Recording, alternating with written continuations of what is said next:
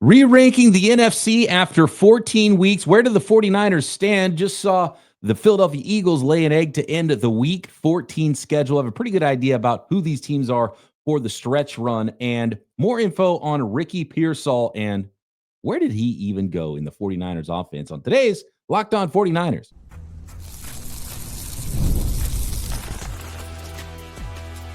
You are Locked On 49ers, your daily San Francisco 49ers podcast, part of the Locked On Podcast Network, your team every day.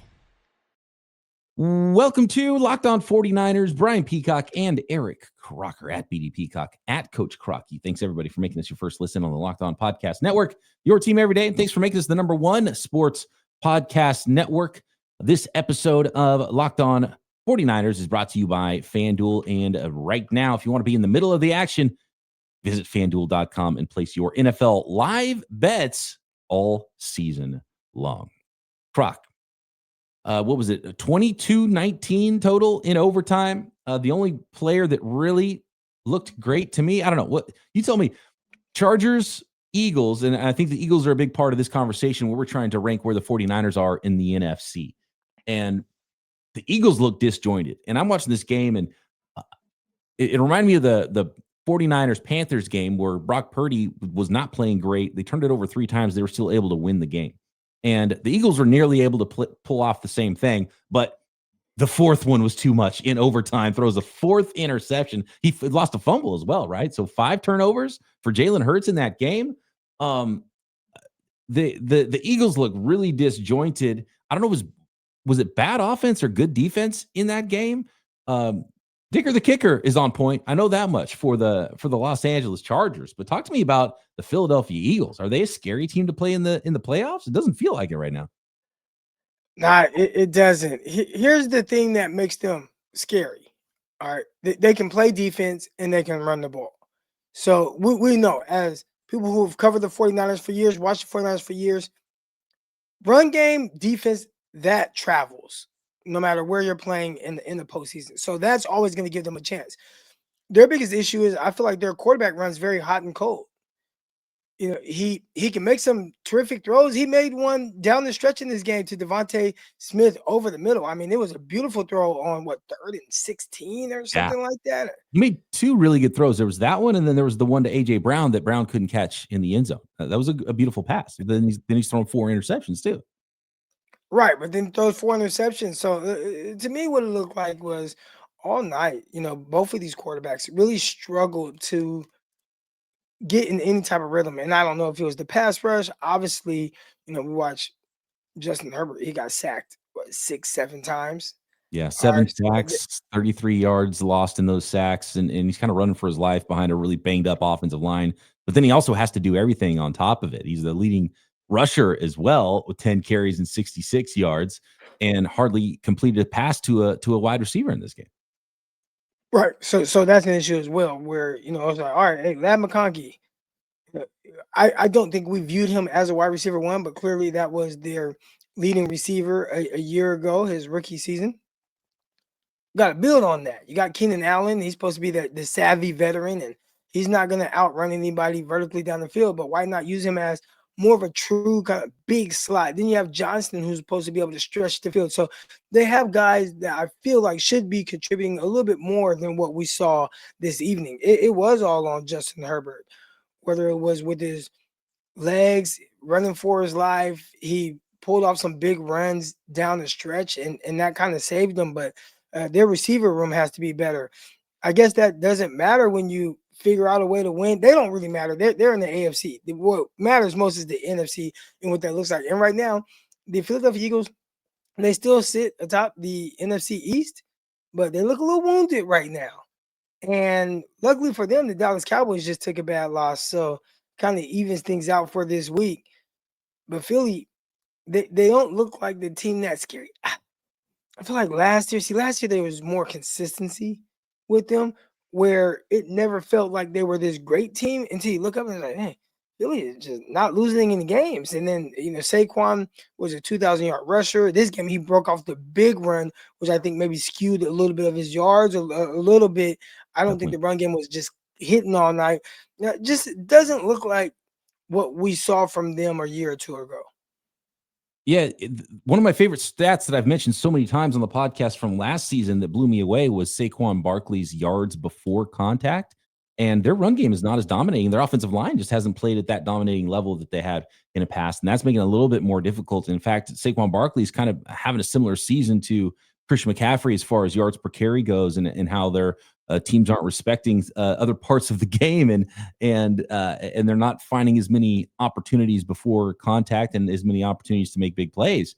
And so you're seeing a much different season for Saquon Barkley. It's been a lot more difficult. Saquon had 1,000 rushing yards last year before contact, which is absolutely insane. That you already have 1,000-yard season before you've even touched a defender for a full season. And he doesn't have that going for him. So the line's not what it was, and not playing at that level for the Eagles. Defensively, they're kind of running a little bit hot and cold. They're relatively a good unit, but when Jalen Carter's banged up, he had the double shoulder surgery, so that hurts them quite a bit. Definitely not a scary football team, but they have enough pieces where they could win a lot of football games. Kind of that conversation go back to last week, Croc, and I saw a lot of comments about our conversation we had about, can the 49ers run the table? Can they beat all of these teams? It seems like the 49ers could beat any of these teams. Can they beat them all in a row is the big question, because I think they could potentially lose to all of these teams as well. And the Philadelphia Eagles feel like they're right in that mold right now with the 49ers. Similar records. Eagles top of the AFC East would be the 3 seed right now with an 8-5 record. Bucks lost this week. They're at 7-6 now, and I believe they are tied with the Panthers at 7-6. So the Panthers still hanging around. Rough loss for the Bucks, who lost to the lowly Saints this weekend. But they've got the tiebreaker, the Bucks do, on the Carolina Panthers right now.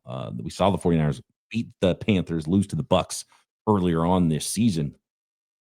Talk about the Bucks. I mean, what has happened to them? And again, after the 49ers lost them, I haven't paid a lot of attention, but it feels like there's just something clearly off with this team, and they've lost a bunch of games early in the season. Look like they may be a team that's really pushing to contend to win the NFC, and now they're just looking down and out on the team that may kind of sneak into the playoffs because of the division, but not a strong team right now. Yeah, absolutely. Let's start to rank these teams then, Brock. And who do you think is the team? And we were kind of asked this question by some of the listeners that were like, okay, you talked about who the teams are good, who's bad. Who do you least want to play in the NFC right now? If you're looking at the playoff draw, which house do you not want to go to in the wild card round? Man, the Los Angeles Rams. You're looking at them, and Matthew Stafford's playing at a high level. They're able to run the ball with Williams and Corum. Defensively, they can get after it, and Verse looks solid again this season. I think they can be had a little bit on the back end, but you have to have the receivers to kind of take advantage of that. And I'm not sure if the 49ers are currently that team to be able to just go into a game knowing we can throw the ball and beat this team on the outsides. So I think that's a team that is kind of built to give the 49ers some problems, and other teams in the NFL as well. So I think right now the Rams are the number one team in the NFC. Yeah, they're the number one team for a reason. They're the 1 seed currently right now, yet the 49ers did beat them earlier on this year. Was that a fluke game, weird Thursday night game? Because the Rams put a whooping on the 49ers the next time they play. Yeah, it was a short week, and we all know Thursday actually typically favors the home team. Now, I know, how we look at Levi South over there, right, but the 49ers still had to travel for the game. So, short week, I think you can kind of sneak up on teams, and there were some things that really went the 49ers' way. I don't want to take anything away from the 49ers and how that defense played, got some really key stops, punched the ball out, 4th down stops, and Kendrick Bourne. I mean, he had a terrific game as well. Christian McCaffrey, another terrific game. So the 49ers, I think they did some really good things to win that game. If that game was played on Sunday instead of Thursday, would the 49ers have a little bit lower percentage chance to win that game? I think when they spun the block and played that game later in the season, the Rams kind of showed their dominance. It was a little bit too much of a dominant performance to me, to where it looked like, we're kind of in a little bit of different classes, mostly because the 49ers have a lot of injuries, but you could see a difference in that game. For me, the next team is either the Packers or the Seahawks. And you can have the same conversation with the Seahawks because the 49ers beat them in week 1. But I feel like that was almost not even the same season. I feel like that was an eternity ago. And I'm interested to see how that looks again in week 18 against the Seahawks. Is it more like the second meeting against the Rams? Obviously, the 49ers were at full strength there in week 1. No Ayuk, but Kittle had a touchdown even before he got hurt and was out for 5 weeks in that game. You had Bosa, you had Warner, so it's going to be a much different scenario. I think the Seahawks have started to play a lot better ball, too, in the middle portion of the season and have one of the better defenses in the NFC right now. Would you put the Seahawks 2? Would you put the Packers 2? Or would you put somebody else 2 in the NFC? Seahawks. I mean, and it's just an unfortunate year for the 49ers. I just saw a chart that showed the point differential for each division. And it's crazy when you look at the NFC West. I mean, it was far and away above every other division in the NFL. So obviously the Seahawks contribute to that. And, I also heard, I was listening to something and they talked about, I think it was Colin Cowherd, and he talked about Sam Darnold and how going back to the start of last season, there's not a quarterback in the NFL that has more wins than Sam Darnold. Now I know QB wins is not a stat, but it kind of is. The quarterbacks impact the win-loss side of things big time. And no quarterback has more wins than Sam Darnold. And everything else was like top 3, like touchdowns, yards. I mean, he was up there in a lot of statistical categories. So I think he's got it for real. He showed some glimpse in, with the 49ers when he had starters out there that he was able to play with. Went to Minnesota. He made them look drastically different. Everybody just thought that the kid out of Michigan was going to come in and just McCarthy do what Sam Darnold did. It hasn't looked like that. Like they got to miss Sam Darnold. And then you watch him with the Seahawks, and they can get hot. They can get streaky. I talked about him being a little kind of like J.R. Smith a little bit. So they're a very scary team. And like the Rams, man, they play some defense. They can play some defense. So very, very tough opponent. Man, NFC West showing up. They're 1 and 2 right now in our NFC power rankings. We're going to rake them without the 49ers and then try to see where we think the 49ers fit in to those rankings after we got the rest of those teams ranked that are vying for playoff spots in the NFC. And more on Ricky Pearsall. Did a little more diving into the numbers, and it is even a larger disparity than I even realized with what was going on early in the season, Pearsall, and now post-injury return of Ricky Pearsall. We get into all of it now. Today's episode of Locked On 49ers brought to you by FanDuel. NFL Sundays, they move fast. One big play, suddenly everything feels different. That's what makes live betting with FanDuel so exciting. You saw it in that Eagles-Chargers game. Eagles throwing interceptions left and right. All of a sudden, boom, big Saquon run. Now, all of a sudden, they have the lead. You're not just watching the game, you're reacting to it in real time. With FanDuel, you can place bets as the action unfolds. Every drive, every momentum swing, every highlight moment. Live betting is best. When the game starts to shift, you can feel it. Defense starts to stiffen up. A receiver gets hot, or the momentum flips after a big turnover. Live spreads and money lines adjust instantly. Player props update as guys heat up. You can bet next touchdown scores, drive results, totals, and more. Keeps you locked into every snap. So if you want to be right in the middle of the action this season, every Sunday, every Thursday, every Monday night, visit FanDuel.com and place your NFL live bets all season long. FanDuel, the game moves fast, and so can you. Something big happening on the Locked On Podcast Network, guys, that I got to let everybody know about. The Everydayer Club. Thank you so much for making Locked On 49ers your first listen of the day every day. And thank you for making Locked On the #1 sports podcast network. You already live your team every day. Now take it up to the next level and go ad-free. Join the Everydayer Club today and get Locked On 49ers with no interruptions, members only, Discord access, and more, all for just $5 a month or $50 a year. Go to lockedon49ers.supercast.com. That's lockedon49ers.supercast.com, or check the link in the show notes to learn more. Okay, we got Rams 1, Seahawks 2. We just saw the Packers beat the Bears. They're going to play again in a couple weeks. I kind of had a feeling the Packers were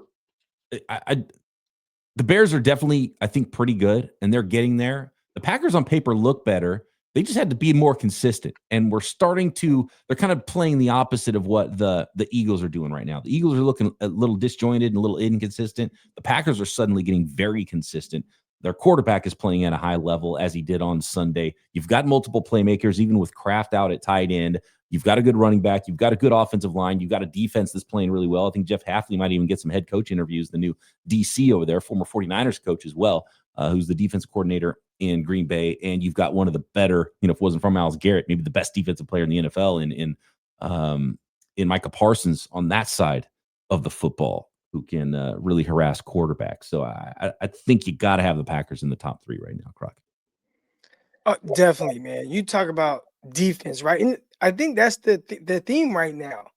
The top 3 teams that we've named so far all have defenses that play extremely well and extremely fast. The Packers, their defense plays fast. Those guys are hitting. Those guys are vicious. And one of the things that I talked about with really the Philadelphia Eagles, what kind of helps them is, man, they play defense. They can run the ball. Well, the Packers can too, and I believe they have a better quarterback.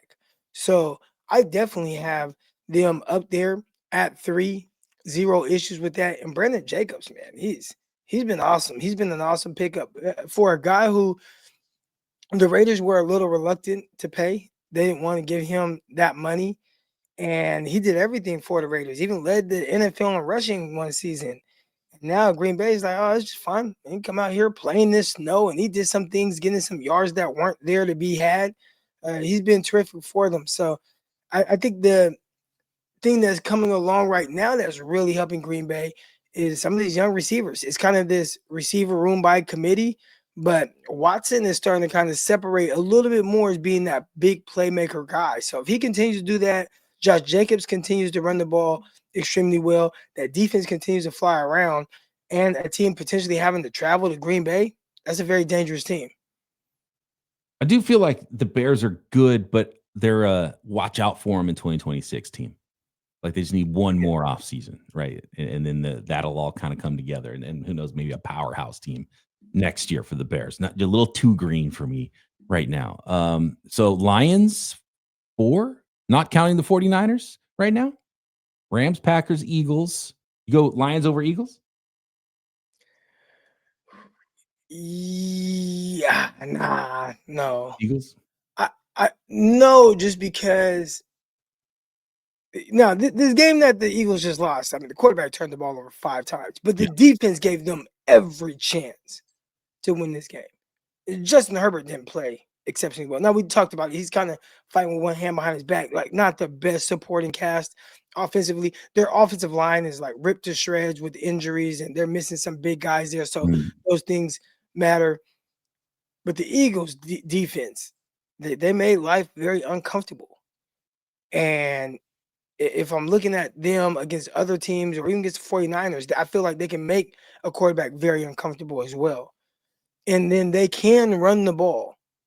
And at any moment, they can lean on that. And A.J. Brown in this game that we just watched did have over 100 yards. Like, he still can be that guy. And Devontae Adams can still make big plays. And Dallas Goedert still make a play. So I think there's enough there that scares me. I don't want to say scare me, but I know it can click and come together at the right time. And I think that's what we've seen from them, even in their Super Bowl appearances. I feel like that Super Bowl that we watched last year, Hurts win, that was the best they probably played all season.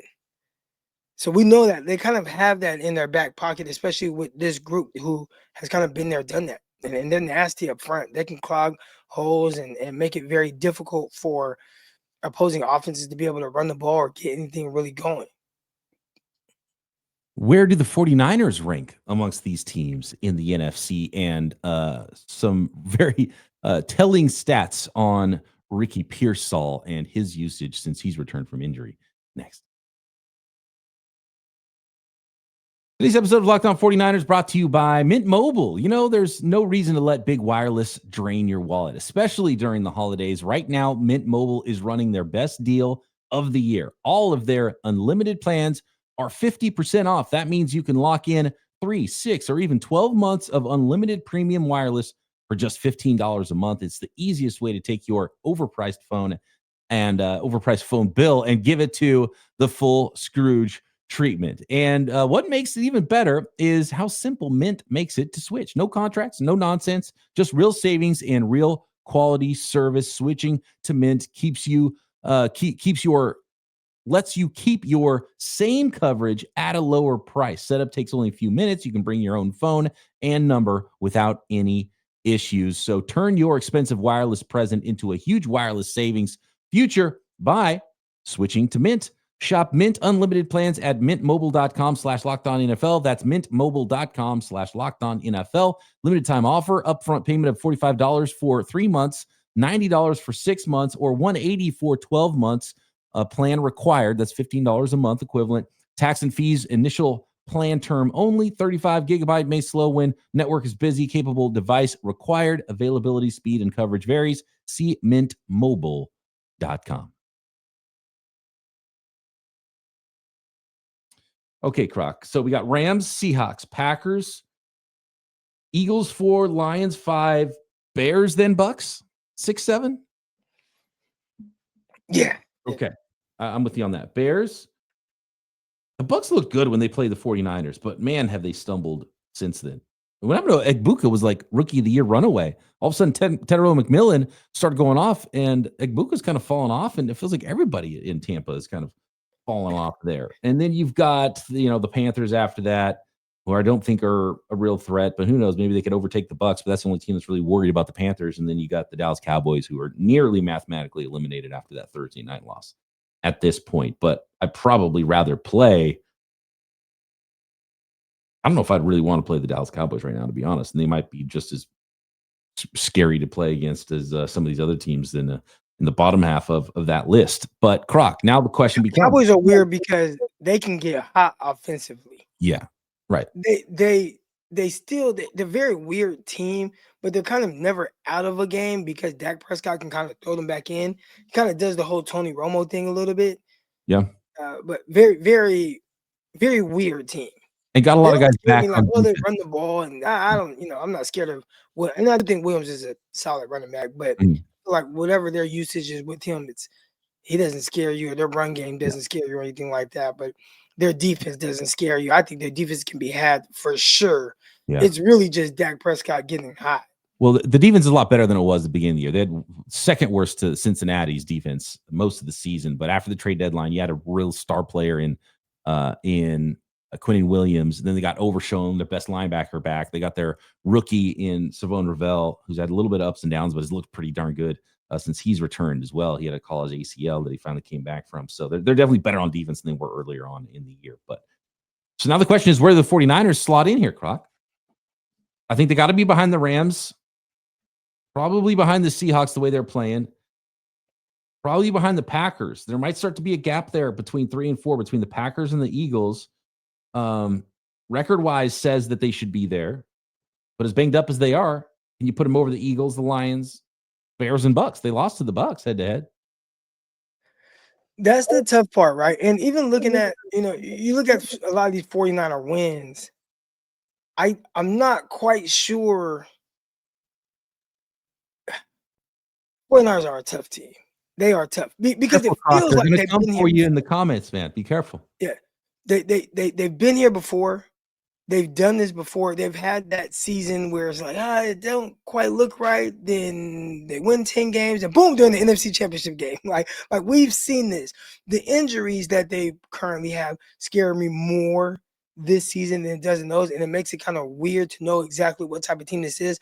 I don't have much faith that the 49ers can stop the run. I don't have much faith that the 49ers can stop the pass. I don't have much faith that if the run game isn't going, the 49ers can just throw the ball to win a football game. So it feels like there's all these holes in this team, but somehow they figure out ways to win games. Now, are they winning a lot of games because of their opponents? We're talking about the next week. They play the Tennessee Titans. They're supposed to win that game. I'm curious to see what happens with the Bears game. And I still feel like I'm taking the 49ers over the Bears, but I do think that the schedule has helped the way we view the 49ers currently. I think if you're being I didn't answer the question, but yeah. I know. You're skating around it. I hear you. How about this? if we're being honest about the 49ers season, they've beaten 2 good football teams the entire season. And it was Seattle in week 1 when the Niners were at full power. And it was that Thursday nighter, Los Angeles Rams. And then since then, the Rams have beat up on them. The other good teams that are going to be playoff teams, they lost to Houston. They couldn't do much against that defense. They lost to Tampa. They've lost one of the. They split with the Los Angeles Rams. They lost to Jacksonville.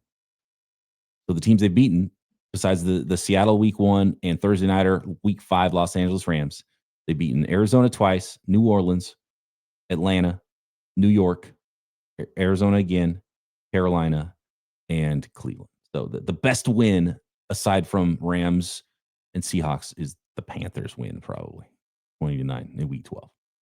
So it's not the best resume if we're being honest about the strength of those victories. If this was the college football playoff committee, which seems to be under fire right now, yeah, they'd kind of be giving a side eye to the 49ers, and there'd be some people trying to figure out how to get the 49ers out of the playoffs. They're kind of the Notre Dame of the playoffs right now. Well, Notre Dame didn't get in, but it was they played a couple good teams out the gate. They lost some games, and then all of a sudden they went on a run, but they didn't play the toughest schedule, and they didn't get into the playoffs, and people were upset. But it's like, well, they had some opportunities early to beat some good teams, and they lost. Now the 49ers have beat a couple good teams, 2 of the best teams, and divisional games. We know how that can be. But that whooping that the Rams put on them later, and I'm hoping the 49ers can. I feel like they can. I feel like they can beat Seattle. It's just tough. They're not favorites in that game, I don't believe. And by the way, maybe they'll be playing Phillip Rivers on Monday Night Football in Week 16 in the Indianapolis Colts. How about that twist of Rivers potentially coming out of retirement? Does his clock start over for the Hall of Fame? If that's the case, what a story breaking Monday night. Like that. Yeah, that was wild. I thought it was like a joke that somebody was just being funny about these injuries, and then Phillip Rivers. Then I, continued to scroll social media. I'm like, oh, it's a real thing. So anyway, Croc, enough dancing around the question. Where do you rank the 49ers? All right. I'll say this. If I know a lot of 49ers fans are going to say, oh, they beat the Seahawks, they should be 2. The Rams beat them, right? Or they should be maybe 4 behind the Packers. If you asked every Lions, Eagles, Bears fans, they'd be like, oh, we're better than the 49ers. We're going to beat the Bears fans are going to be like, we're going to beat the 49ers in week 17, right? And so being objective about it might be difficult for those fans, might be difficult for 49ers fans too. All right, here's where I'm at. Here's where I'm at with it. I got the Rams at 1. Yeah. Seahawks at 2. Green Bay at 3. Mm-hmm. Philly at 4. Yeah. Detroit at 5. 49ers at 6. 49ers, Bears, Bucks. There it is. 49ers. And they just happen to be the 6th seed right now. So there you go. Yeah. And a lot of that is contingent on, again, I think it's more so, and even some of the inconsistency that we see on the defensive side, I think a lot of it has to do with just the injuries that the 49ers have suffered. So the 49ers are overachieving right now. Yep. And I think that's how you have to view it. I still do believe, I said this last week, if 49ers win wild card round, they're going to the Super Bowl.